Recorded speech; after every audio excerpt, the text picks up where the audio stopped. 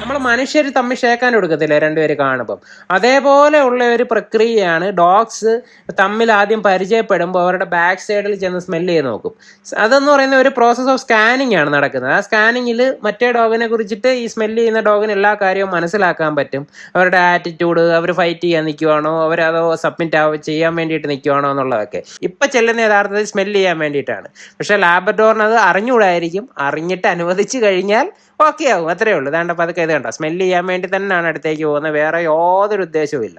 Smell ചെയ്യാൻ അനുവദിക്കുക. നമ്മുടെ ജോലി പകുതി ഇവിടെ കഴിഞ്ഞു. സ്മെല്ല് ചെയ്ത് കഴിഞ്ഞാൽ ലാബ്രഡോർ ഒരു അപകടകാരിയല്ല എന്നുള്ള കാര്യം ജർമ്മൻ ഷെപ്പേർഡിന് മനസ്സിലാവും.